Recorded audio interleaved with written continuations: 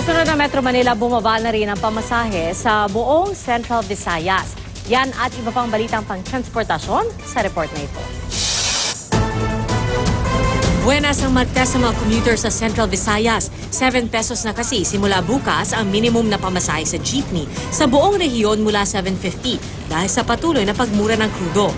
The continuing pagbaba ng ating mga presyo ng gasolina at diesel ay naging unang dahilan. At during the consultation, wala namang tumutol. Natuwa rito ang mga pasahero pero hati naman ang mga tsuper. Okay ra gyapon sir kay kunod mo sir ang krudo na to. Pwede ka nga pang pususan set niya. May fare rollback din maging sa mga eroplano.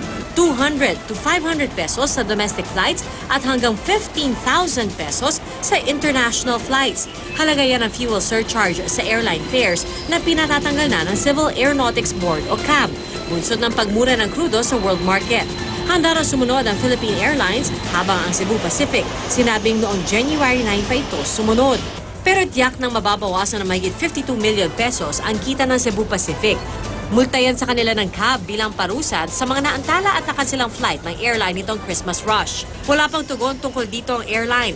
Nauna nitong sinabing kulang ito sa mga tauhan lalo na noong December 26 pero sinisi rin ng airline ang umano'y air traffic congestion at kakulangan sa pasilidad ng NAIA 3. Wala pa namang anunsyong bawas pasahe sa taxi pero ang sigurado, epektibo na sa Biyernes ang ID system ng mga taxi driver para iwas krimen at pananamantala. Malaking ID card ito. Nakalagay ang pangalan at litrato ng driver, pangalan at numero ng operator, pati mga emergency number. Ipapaskil ito sa rearview mirror ng taxi. Kanina sa NAIA Terminal 2 na mahagi ng ID forms ng LTFRB sa mga taxi driver, sabay abisong hanggang Huwebes na lang sila pwedeng mag-apply. Para masiguro na ang mga mananakay ay protektado at makikita, mabe-verify nila kaagad na tamang tao ang nagsasakay sa kanila, ito ay talagang rehistrado. Mula 5,000 pisong multa at suspensyon ng lisensya ang parusa sa mga lalabag.